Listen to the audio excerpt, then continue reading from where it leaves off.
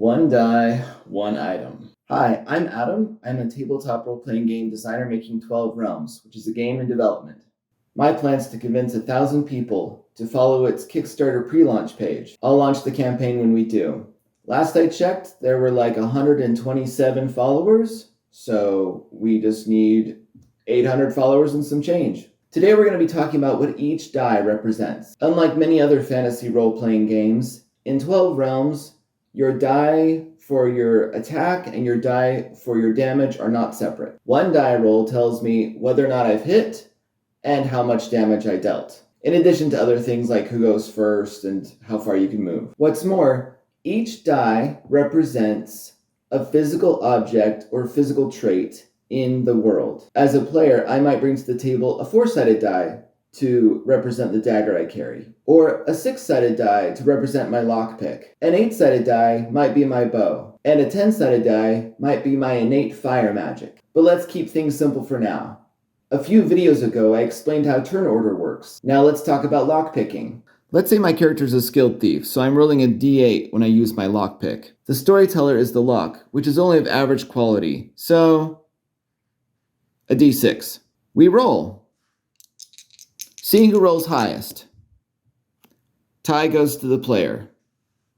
In this case, I rolled lower than the lock, so my lock pick fails against the lock. But what about combat? Let's use a very simple example, a knife fight. Imagine my character's alone, walking down a dark alleyway.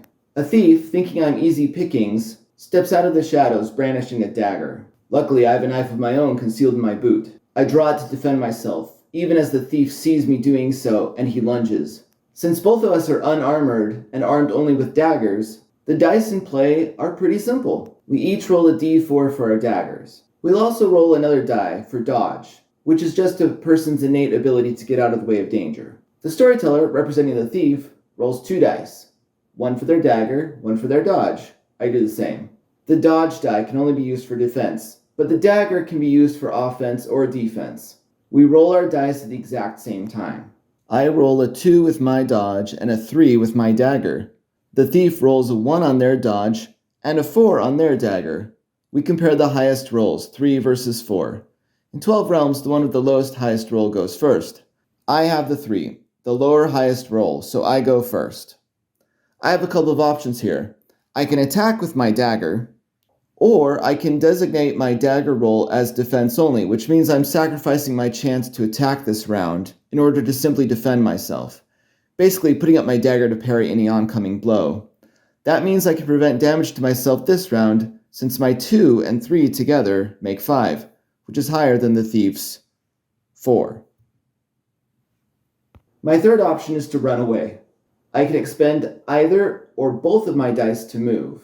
The idea is that I'm expending the time and energy that I would have used in fighting to get out of there. Each expended die is 1 movement, which is just a set number you can find on my character sheet. I have to be careful because the thief might follow me, and if I expend dice for movement, I'll have fewer dice to defend myself with. I decide to risk it. I expend my dagger die to flee the alley, but I keep my dodge die as it is. I let the thief go. He follows me in return. He must be desperate to follow me onto a main street. Quick glance at the highest remaining dice, and it's my turn again.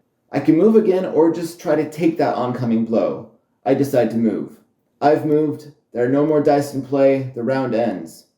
Just as I pick up my dice to roll them in anticipation for the next round, the storyteller shakes their head. The thief has lost his nerve. He's ducking back into the alley. The fight is over. So hit that notify me on lunch button. It really does make a difference. You can find the link in my bio, if not anywhere else. Plus, it costs you $0 to follow, and it's just 2 clicks.